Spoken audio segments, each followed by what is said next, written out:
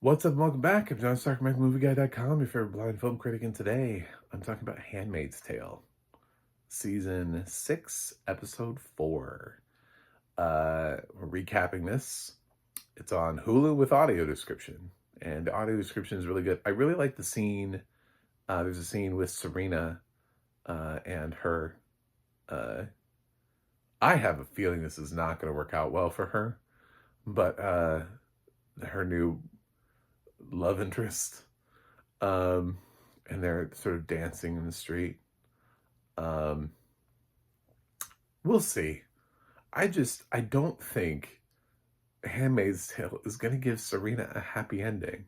I just don't think that that's true for Serena. I just, it feels so weird to say that she's going to get one and that that's what the audience wants. Does the audience want that for Serena or Aunt Lydia? Is that what you want? Let me know in the comments. What do you think? What do you think about the show ending with happy endings for Serena or Aunt Lydia? Do they deserve it? Do they earn it? Lydia's also in the spinoff that they're doing, the next one, the Testaments. So her story may not be over. They may be setting her up for what's to come in the follow up to Handmaid's Tale. So, man, where to start with this? A lot of things are happening here. We get a lot of it is June. It always is June, isn't it? It's always June, but it's June in a way where she doesn't really do much. She's just pissing people off.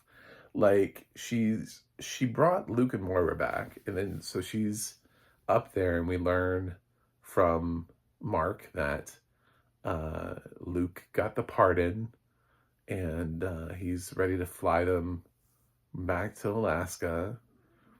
And June's happy that they're just gonna go live a normal life in Alaska with their kid and one of their kids.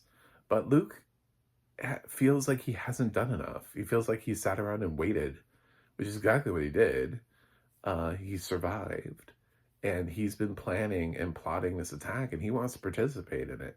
And he doesn't like being infantilized by June, which is something he expresses in this episode. And OT really did a great job as Luke in this episode. Really just sort of putting all of those frustrations, which you've seen kind of percolating in some of the earlier scenes of Luke, tired of sort of living in the shadow as this, I guess, incompetent version, of that June sees him as being like this fragile person that can't survive.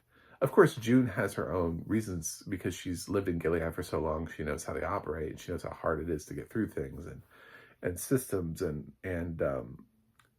how devious they can be about certain things. So she has a lot of reasons to be so nervous. But at the same time, Luke wants to feel like he did something for Hannah. He has the same sort of guilt that June has, but he hasn't had all of the same times to try to connect and go after her that June has had. And he wants to be able to fight for her as well, and to stand up for the daughter that they took from him. June didn't just lose the daughter, he did too. And Moira is tired of living in June's shadow as well, and she's given an opportunity when they talk about it comes up that the place that they want to bomb is Jezebel's, which is where the commanders are going all the time, and the attack that they want to plan is on a Jezebel's. So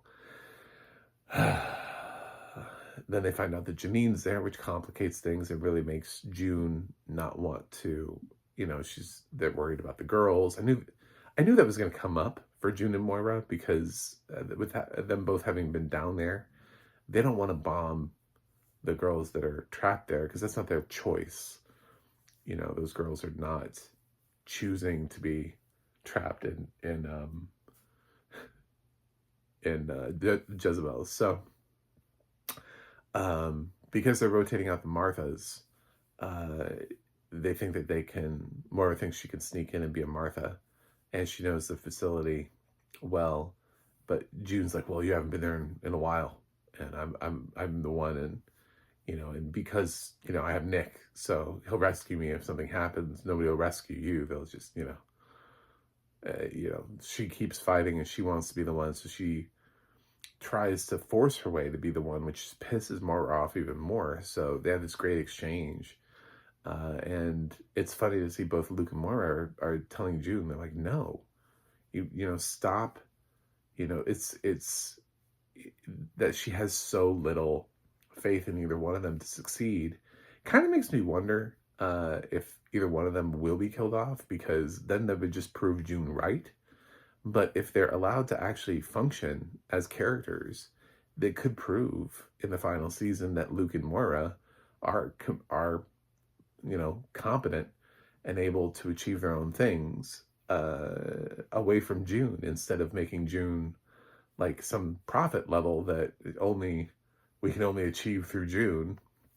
It would be nice to see Luke and Moira actually succeed in their tasks and actually be able to do what it is that they need to do and survive it. But I feel like it's the final season, so anybody can die, anybody could be killed off, and I'd be surprised if somebody didn't get axed in the final season of Handmaid's Tale.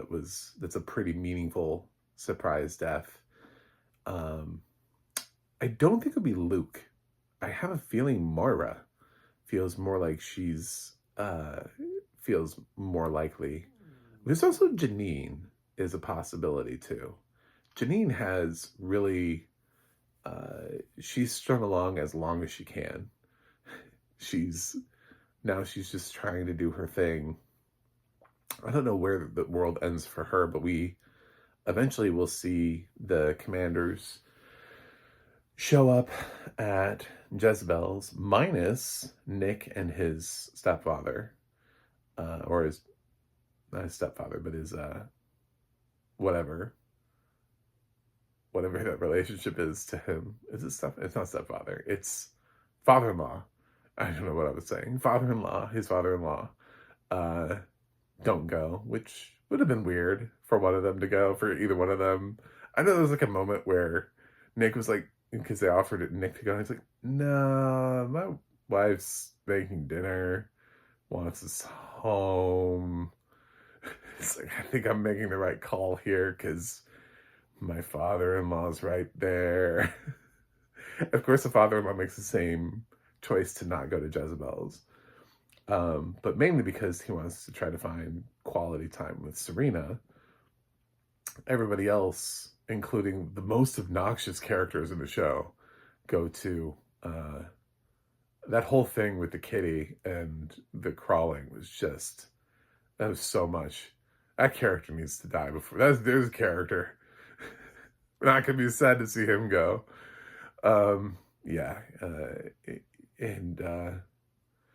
So Bradley Whitford, of course, does this thing where he's like, we're not gonna have sex. He gets sent off with Janine. They're like, oh yeah, that's right, you and Janine. Yeah, she used to be your handmaid. So he gets sent off, and it's good for him as Janine too, because he doesn't have to like introduce that concept of the fact that he doesn't have sex to another character. He's just Janine, and they talk a little bit about her daughter, and he's doing his best to raise her, and he has a little picture that she drew, so she gets to see that and keep that. I'm surprised that didn't bite them in the ass, the fact that she actually has the drawing now, that he left it, but it doesn't seem to have backfired on them. And he just kind of sits and talks, and then they leave. And a pretty easy day for Janine, considering what she could have had. Sadly, when you think about what her life is now. And we get to see New Bethlehem, some people coming into New Bethlehem, family reunifications.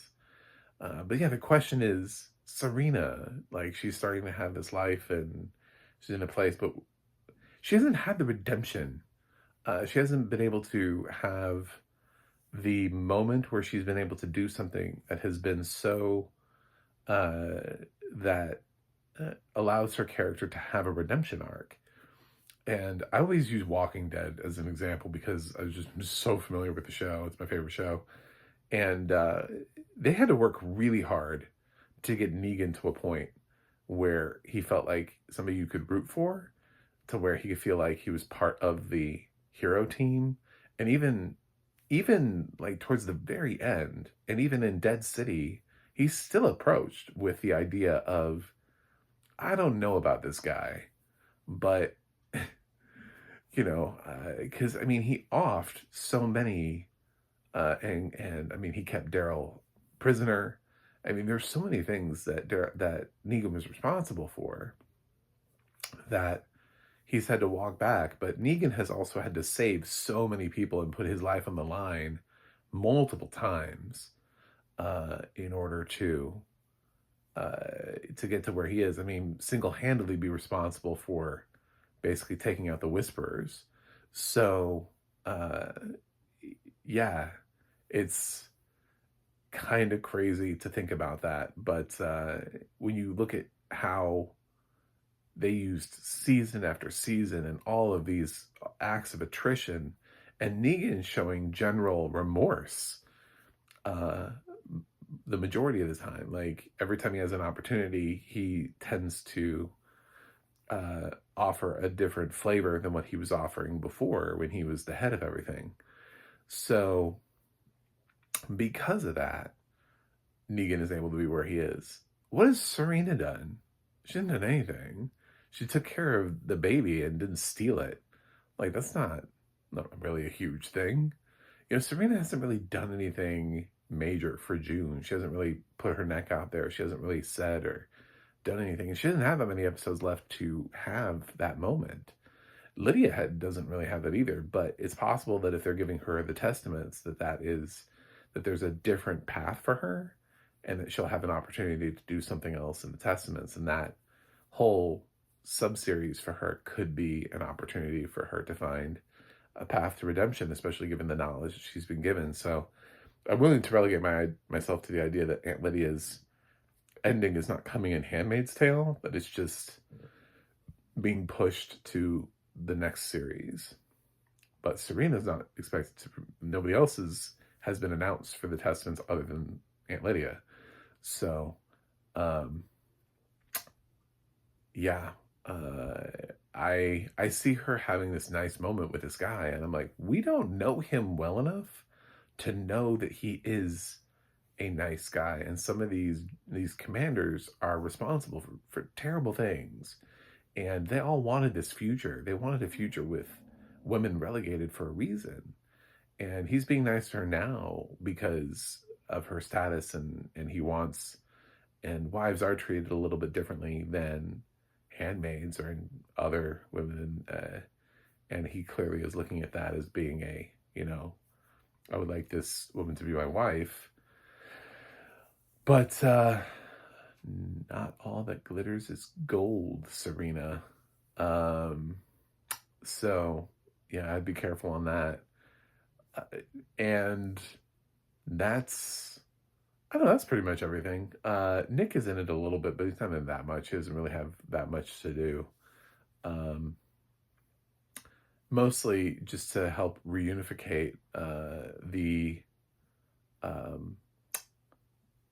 character whose name I've forgotten, but I know who she is. She worked in the house from back in the season. She's back to reunite and be there with her sister in New Bethlehem, and she asks Nick, about being able to get the rest of their family together, and she's like, I'll wait. And Nick's like, I don't know, it could take like 2 years, and she's like, I'll wait. Like, you think I won't wait for them? Like, I'll wait for my whole family.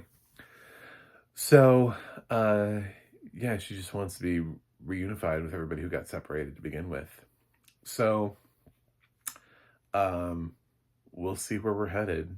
But there weren't any major deaths or shocking things. It's all sort of developing and moving forward. We'll see what happens to Moira with Jezebel's. I hope it works out in her favor. I hope she gets a moment to show June she's a badass and as strong as June is. Uh, and she deserves it. So does Luke. They both deserve to have those moments because they were both right. It feels like they're being, like, she thinks very little of them and their ability to survive. And it's not like June has a particular set of skills.